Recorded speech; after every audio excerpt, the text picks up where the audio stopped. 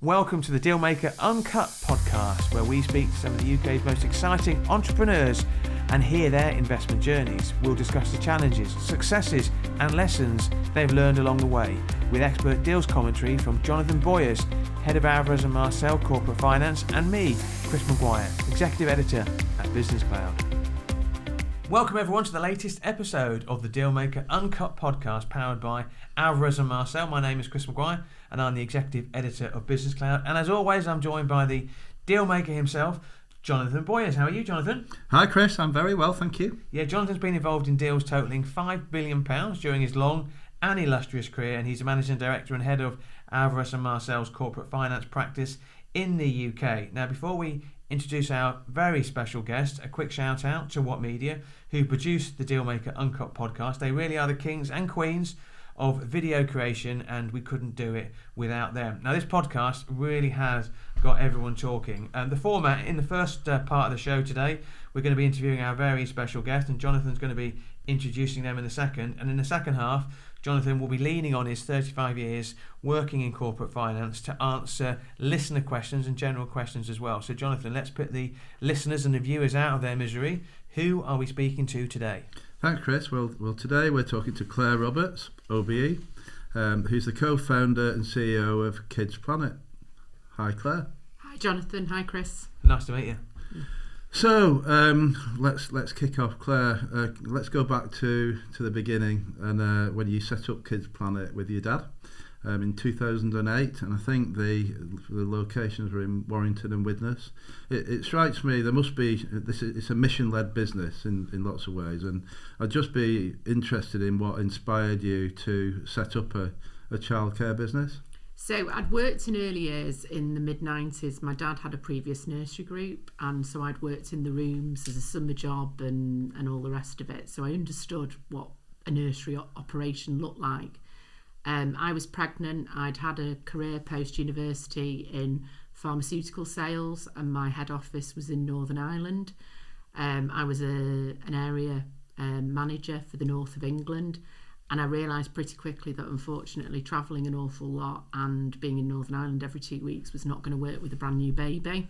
So I sort of jokingly took voluntary redundancy without really meaning to do it, because I knew I was in a bit of an unmanageable situation with a baby at the time who was 5 weeks old.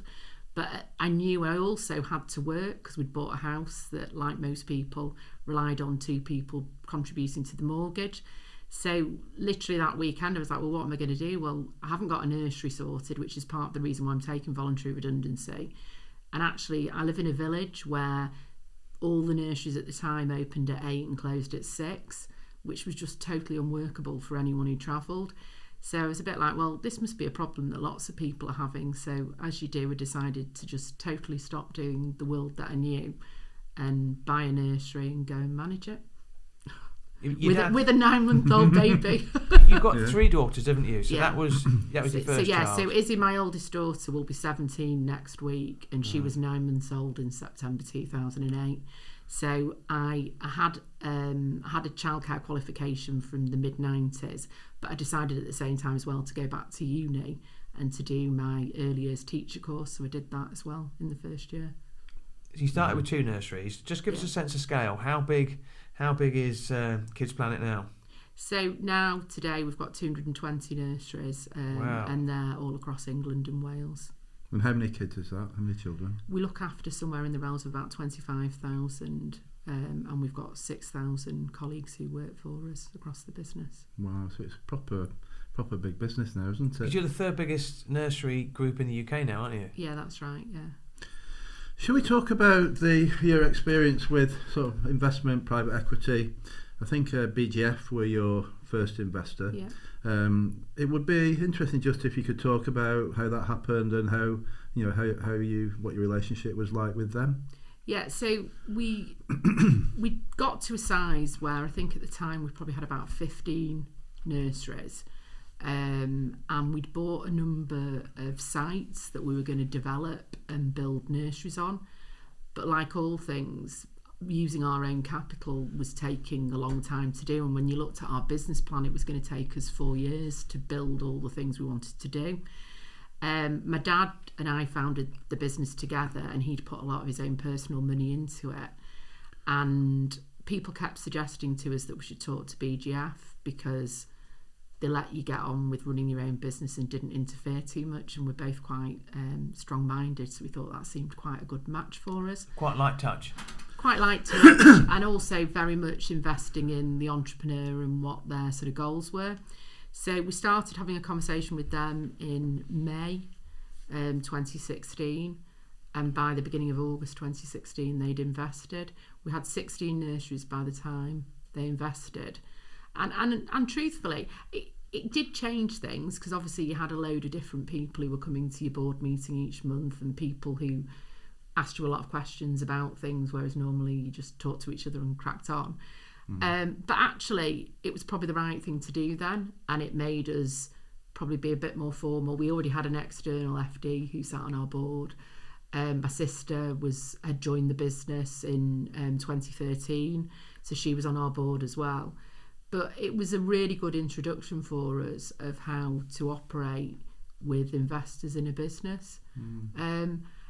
It was funny in some ways to start with, because my dad and I would sometimes argue or debate things and take ages to make decisions. And there was one thing that happened quite quickly where I wanted a new system in the business, and BGF just said, "Oh, if Claire thinks it's a good idea, let's do it." And I could see my dad looking slightly irritated by that approach, and we'd agreed to do it straight away. So I think they were good at enabling us to push through and do things that enabled us to have a platform for growth. I think that what you've just described is one of the things I was really interested in. Is obviously working with your dad.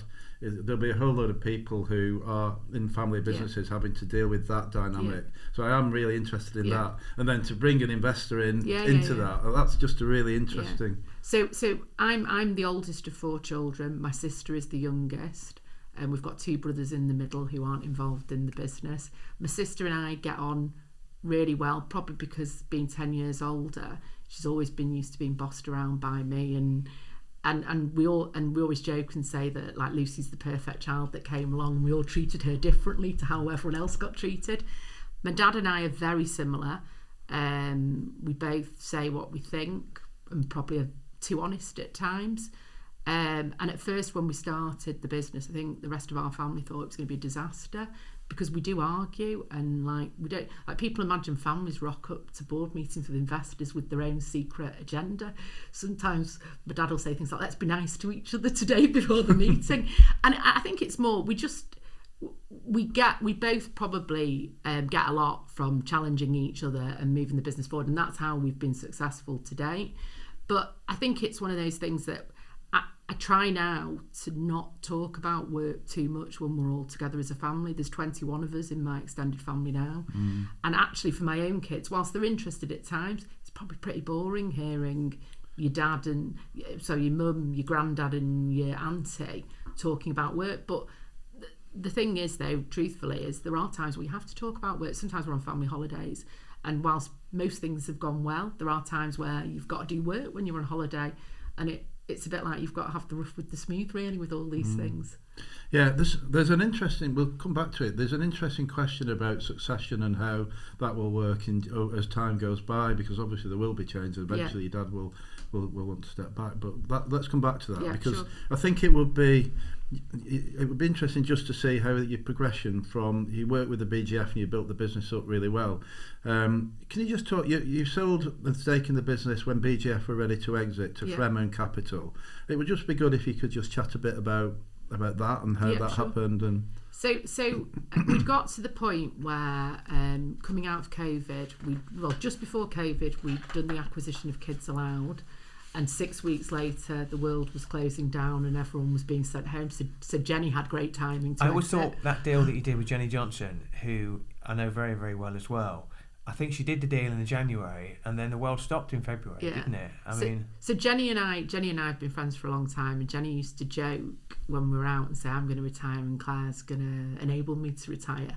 And many a true word is said in jest, because that's what happened. But her timing was great for her, because literally we were trying to integrate Kids Allowed into the business, and then it was like, right, everyone go home, we're only open for 8% of the children, but we'd got to 52 nurseries then.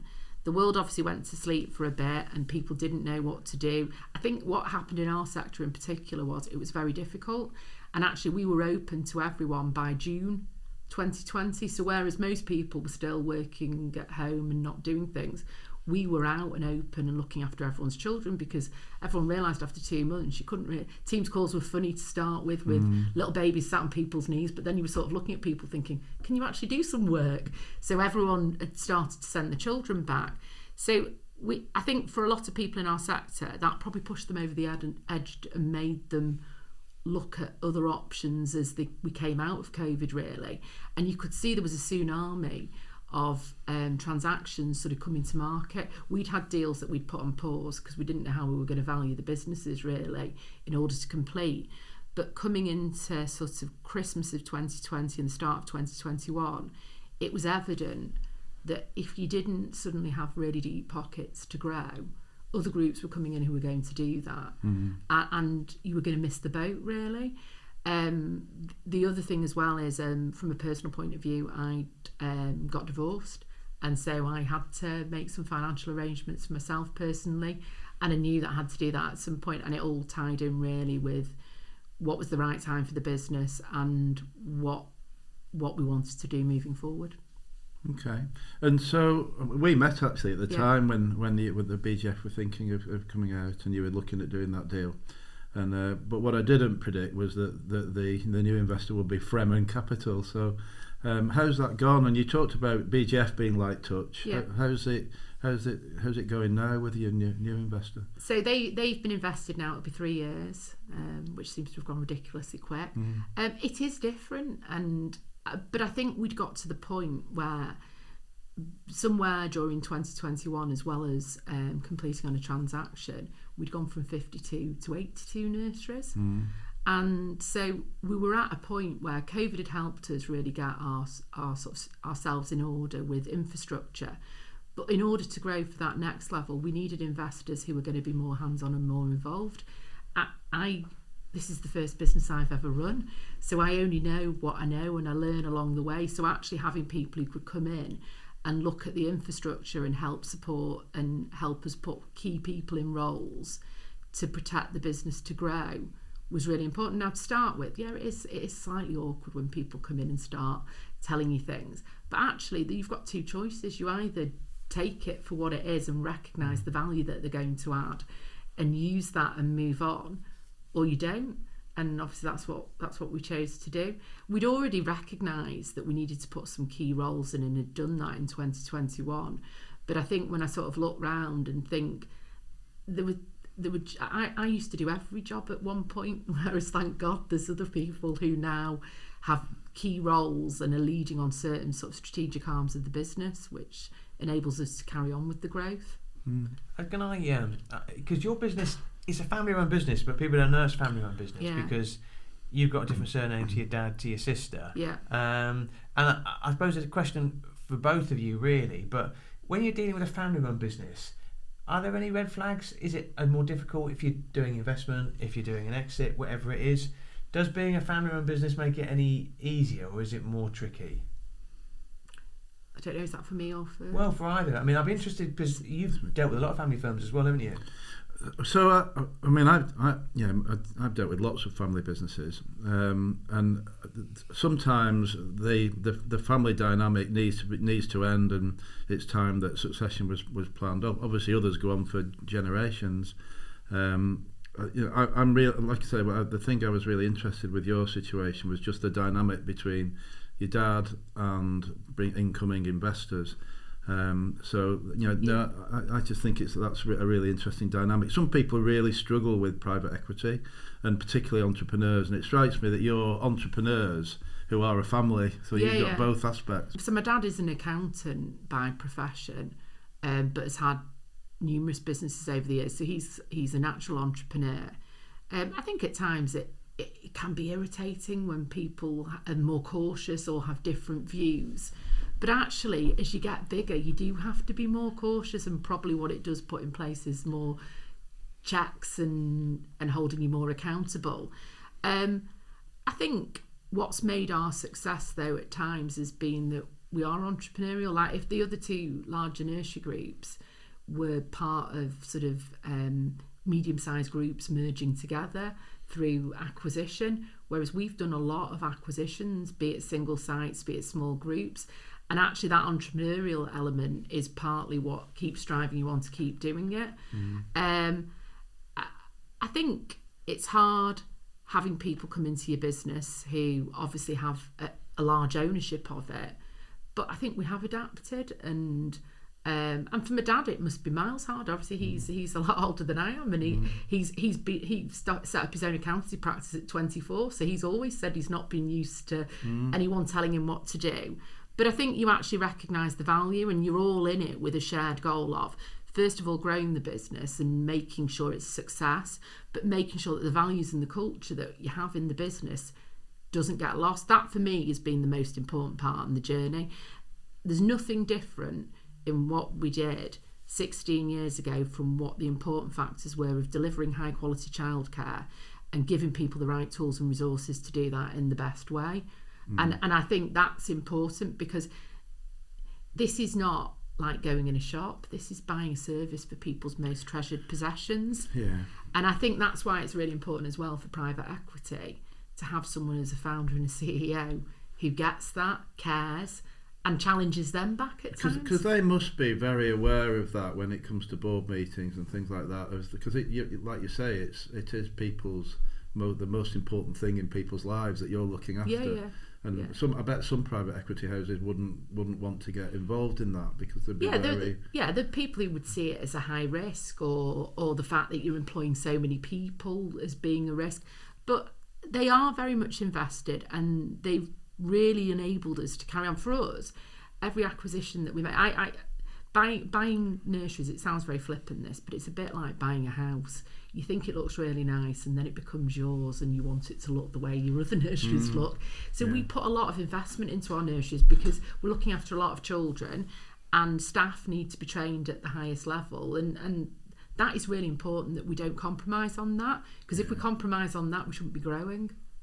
Can you tell me, when you go out to talk to people, you're talking to quite a lot of relatively small businesses in nurseries. Why would a nursery business want to sell to you?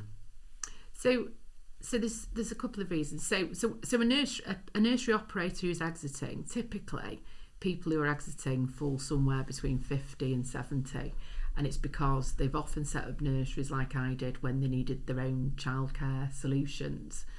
And obviously lots of things change all the time in regulated sectors, and I think people get a bit to the point where they've had enough, and another thing happens and they think, oh, I want to get out. So why would they sell to us? I suppose we are an easier option in terms of being able to sell it to the teams that they're leaving within the business, in the fact that we are a family operated nursery group, which sounds a bit like, I hate the word chain. When anyone uses it, it makes my sort of ears prick up. I always call us a group. I always call us a family of nurseries, because I think that's really important, and someone wants to know what the cultures and values are of in a business, and we make sure that we tell them that. But I suppose what we give is security. We give that ability to make the team see that we are going to invest in them, because they're the most important resource in any nursery, but also that we give them the opportunity, if they want to grow their career. For me, I think one of the things that's lost in this sector a lot is that people don't see it as a profession. And I think we've got so many amazing examples of people who left school at maybe 16 with not a lot of qualifications, who are actually, they've got really big jobs now. But that's because we've created a structure where they can grow, they can progress, they can do lots of different things, and I think that's a really important thing as well for somebody selling. Do people normally leave the business when they sell to you, or do they carry on running it, and do they invest in your business? So most people who are the owners leave. They may retain the property, and we may take the property on as a lease. That's what some people choose to do, but it doesn't really matter to us which way we're doing it. Occasionally we've had people who are daughters or sons of owners who were in the business that have stayed, and quite a lot of them have stayed quite a long time, and they've liked the fact that it's then working in a highly regulated sector is very lonely and quite daunting at times. So when you join us, I always joke and say you should never feel alone. There's so many people you can ask for advice and support, that I think that's really important to people as well. That I think sometimes people get to the point where they think, so many things happen all the time, I've not been trained to do this. Can I ask a bit about your style, Claire, which is quite interesting? I spoke to a couple of people, spoke to a couple of your friends, basically. Okay. And the sort of personality you are, you've just come back from Cambodia, you've gone with the EY Foundation, went with Stephen Church from EY, among others. You know, your business now is 25,000 children, 6,000 colleagues-ish, 220 sites. And yet every Monday morning you will take part in a call with all of your directors to discuss any accident reports and complaints. So you feel the need to be that close to the front line of the business. Yeah, so I think that we all share in the learning. That call takes about an hour and a half every Monday, but it's in all our diaries, and for me it's the most important call that we do every single week. I don't take it lightly that what I am doing is a really important privileged job of looking after people's children, and giving an hour and a half a week to sit on a call with my sister, who's also probably a better expert than I am now at early years with her role. We think it's really important that we know what's happening, and we challenge people, but they all sit on it to learn what's happening in each other. So we have childcare directors who manage roughly 40 nurseries, but they hear what's going on in other people's areas, because actually that's how you learn. You learn from learning with each situation. We also have to report quite a lot of things to Ofsted, and it's really important that those things are all captured in the right way. And they have a pre-call before that meeting on a Monday to make sure they've got all the things that they need. But I think you have to be really structured like that. And if I thought that wasn't important, I shouldn't be doing the job that I'm doing. So when you're bringing all these people into the business, that takes a bit of managing. Can you just, you must have got a fairly well-trodden path for integration now. Can you just talk, because a lot of people who are acquiring businesses are really worried about integration. Yeah.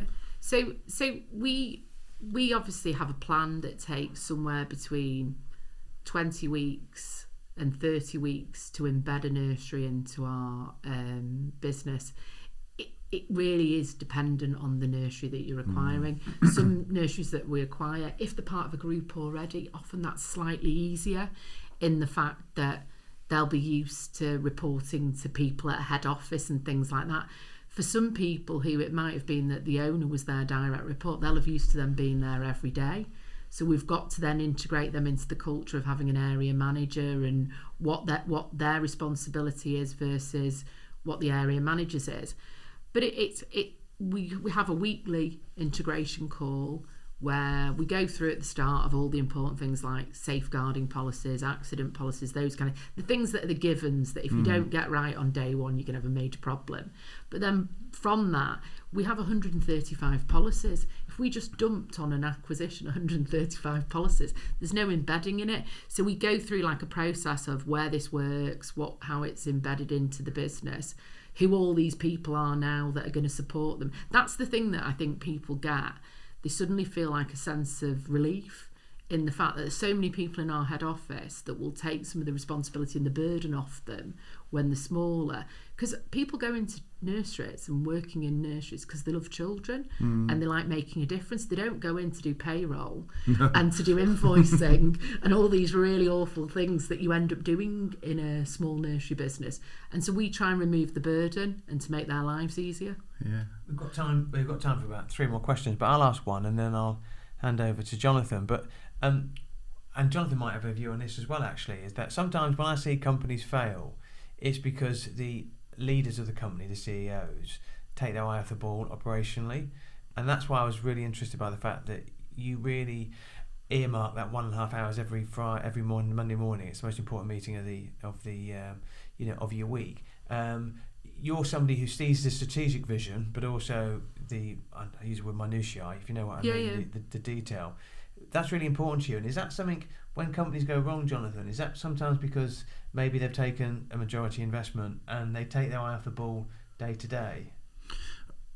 No, I mean, I think the issue you're alluding to is scale, and I think what I've heard you say, Claire, is that as you've scaled up, you've brought in area managers, and so that you can keep doing the strategic stuff. And I imagine that when you're buying businesses, they want to talk to you as well.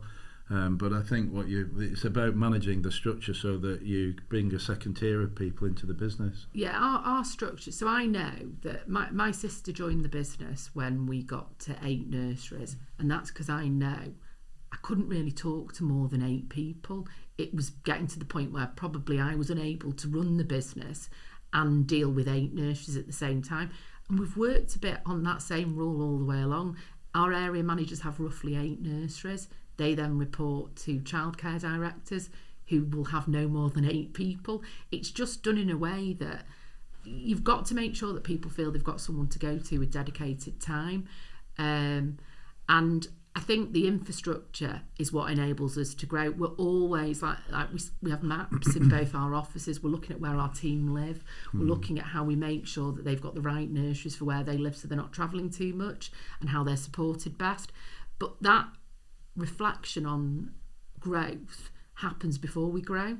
So we don't sit there and go, oh, suddenly we've just got another 15 nurseries, what are we going to do about that? We've already got the plan in place as they're becoming part of the business. And we've got area managers at the moment with capacity around geographical locations that we want to grow in. So I think scale, if you're going to grow a business and you want to scale, don't do it unless you've got the right infrastructure. So my wife, Ruth Percival, is the CEO of a buy and build project. It's a company called Contolo, and they're acquiring in the built environment sector. One of the things she's often mindful is that she's a woman, the CEO, and actually there aren't there's still not that many female CEOs around. And I just wondered if you could share some thoughts about how it feels, being a female CEO of a business that's achieved such scale as well. So I think probably that's true. I think certainly when I started going to networking events 12, 13 years ago, there were very few females at them.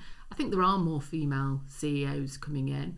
I think as a mum to 3 daughters, I think it's really important to be a role model. I also think I always believed that I could do anything, and I've had that a bit in my life all the way growing up. I don't really know why. I was sort of quite average at school and did okay, but I always just thought I had something in me that liked working hard and wanted to continue to do that. Is that I think if you look at nursery groups, a lot of nursery groups typically are female CEOs, so it's probably a peculiar sector because we have the different makeup to the rest of the world in the fact we've got way more females and not enough men.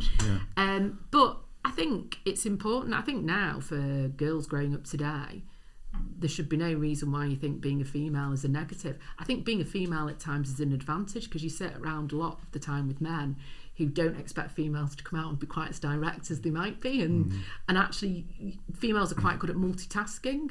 I have to sort out 3 children as well as running a large business, which I think that helps as well. Yeah. I often say when we're talking about people in our corporate finance team, we've got 44% of our team at the moment are female. And when I talk to them about progression and stuff like that, and people are worried about if I go on maternity leave, will it hold back my career? And I'll often say to people, if you think about the experience you get from bringing a new person into the world and then looking after them for the first few years, for the first few months, come back 9 months later after doing that and think that that's not as good experience as completing 3 disposal mandates. Yeah, no. And as they get older, you become a logistics manager, exactly. A transport organiser, and all kinds of other skills that you didn't imagine that you'd have to have. The skills that mums get in that period is much. It's fantastic. I was going to say, I'm mindful of time. I've got one more question. Okay. I've got one more question. Which is just the point we made earlier, and I don't expect you to talk about the exit of the business, but I am interested in how a lot of businesses involving families really struggle to think about how to handle succession, and I can see there'll be a point at which your dad will probably want to step back, and I just wondered if you've had discussions about that and what that will mean. You've got a private equity investor as well, so I think for my dad is involved day to day as much as he wants to be, He likes coming to board meetings, and for him, I get it, his money's invested in a business that he understands and knows. I'm not sure that my dad will necessarily exit when there's another investment. I think he adds value and actually holds people a bit accountable at times when things sounds like the nonsense. And so, as long as the board wants him on it, I'm sure he'll still turn up. But I think in terms of planning for the future, I enjoy what I'm doing, and I get a real pleasure out of growing the business and seeing people develop. I've got no desire. I do all the things I want to do anyway. Yeah. My kids are still at senior school. My youngest is only in year 7, so I've got a long time of being stuck in the sort of the technicalities of children in schools and all the rest of it. So why stop doing what I enjoy? Maybe you'll never exit either. I'm not sure about that. I've got a feeling you're a lot more like your dad. You know, I think your dad's 72 now, isn't he? Yeah. So in 28 years, he'd be 100 and you'd be whatever. Okay. I wonder how big your company will be then. We're going to go for a quick break, and afterwards we're going to discuss this interview, Jonathan, and then we're going to be answering some questions. Thanks for that, Claire.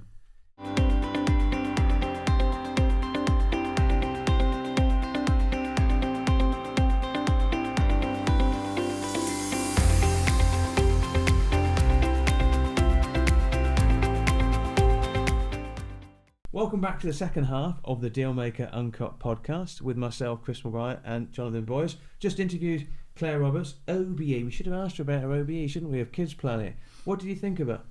So I really enjoyed that interview. I'm really impressed with the way that business has developed. Obviously, Claire's got a great attitude to the business. The business has come from wanting to do something that is mission driven. But it's evolved into a really strong growing business. So I like the fact that it's a family business that's taken on private equity and used that private equity to develop growth. So, but buying businesses like that and bolting them all in and then keeping the offering of the business developing and growing is not an easy thing to do. So, I'm really impressed with that. Yeah, and I thought the lessons there. It doesn't have to be a nursery business, but you made the point, growing pains. And if you are going to grow a business and you are acquisitive as well, you've got to make sure you've got the infrastructure in place to grow. Otherwise, at some point, you're going to hit a brick wall. And I've got two daughters. I know you've got 3 children. And the idea of feeling you've got responsibility for 25,000 children and everything that goes along with it, staff numbers as well. I don't know how she looks so chill and relaxed. Maybe it's because she's got a good network of friends around her as well. Yeah. An impressive lady. She's very, very impressive. This next section is called Ask Jonathan, as the clue suggests. As the name suggests, the clue is in the name. Listeners or anybody, I've got one, can ask Jonathan any question they want. So I'll start off. Jonathan, you wrote a handy 16-point plan recently to selling your business. I found it fascinating. The podcast isn't long enough for me to ask you to go through the entire 16-point plan, but what are the key considerations? If for our listeners and our viewers out there, they're thinking about selling their business, what would you say the key considerations are? So I suppose when I talk to people, obviously I spend most of my time talking to people who are thinking of selling their businesses, and one of the things I ask them to think about is what it will be like when they've sold the business. So for them personally, what are they going to do? Are they planning on staying with the business? Are they going to leave? If they're leaving, what are they going to do? A remarkable number of people really struggle with that. But also, what will the business look like, and what will is it prepared? Is there a management team that can manage the business going forward? And is it ready for the sale process? So these days, deals, particularly the due diligence bit of a deal, are much more metrics driven. So the due diligence industry has developed techniques and software for tearing apart numbers that businesses really need to be able to produce really high caliber management information and metrics. But most of the issues are around is the team ready and are the people ready and customer relationships and all that sort of thing. But it's all about, are you ready? I do a bit of PR consultancy, and when companies call me in and they say, Chris, can we have a chat? And we need to do some positive PR, then there's nearly always a sale or an investment planned, and they want to create some positive PR. One of the points you raised in your 16 was the importance of PR. How important is it? So it varies from business to business and sector to sector. For some businesses, all that matters when you're selling it is that the right buyers understand what the business is about, and in some sectors they know. In other cases, you've often got a business that has been under the radar and it needs to raise profile, and so there is a role for PR, and quite often businesses will adopt a PR strategy in the run up to a sale. They might do the Sunday Times interview, or they might put some stuff in trade magazines. The last set of accounts is often the last set of accounts looks a lot more detailed than previous sets have, but I think people forget that almost everything you put on social media or stories that appear on the internet are part of the information memorandum. So when buyers look at a business, they'll obviously do a quick electronic search, and if there was an article 18 months ago, that's part of the information that people use to assess a business. So I think PR's become more important, but it's broader and it's a bit harder to manage than it used to be. Final question, Jonathan. We're looking at M&A activity. I'm looking at a sample size and a geographical size, which was the Northwest in Q3, and it dropped 7%. Values dropped 22%. That's according to Experian. When you look into your crystal ball, what do you see for 2025 and beyond? So that refers to Q3. Obviously, Q4 includes the budget period. So the October budget, I think you'll find there's a lot of deals completed in October. Clare got a few of them. Deal volumes will have increased in October. There's still quite a lot of deals that missed the deadline. It was a bit tight from when the budget was announced to doing it. So there's still quite a lot of deals that people are working on that will happen over the next few weeks up to Christmas. But we're feeling pretty confident. I'm feeling pretty confident about next year. There's still loads of private equity money that does really need to be invested. Interest rates are coming down. There's been some mixed messages in the economy, but from what the conversations we're having with people who've got businesses to sell, and the way businesses are trading, we're confident that there'll be an increase in deal volumes next year. The extra national insurance cost is meaning that some businesses are having to reassess what their current year earnings will look like, but broadly we're expecting a decent year next year. Yeah, and it's also worth saying we're recording this podcast at the end of 2024, so by the time this one comes out, it could be the start of 2025, but you're pretty confident, which is good to hear, and I wouldn't have expected anything else. Then that completes the latest episode of the podcast, the Dealmaker Uncut. If you've got any questions you want to ask Jonathan, please send them through normal channels. Contact us on LinkedIn or via the show notes as well. Massive thank you as always to Avros and Marcel for powering this podcast, and our friends at What Media who make it possible. And thank you as always to you, Jonathan.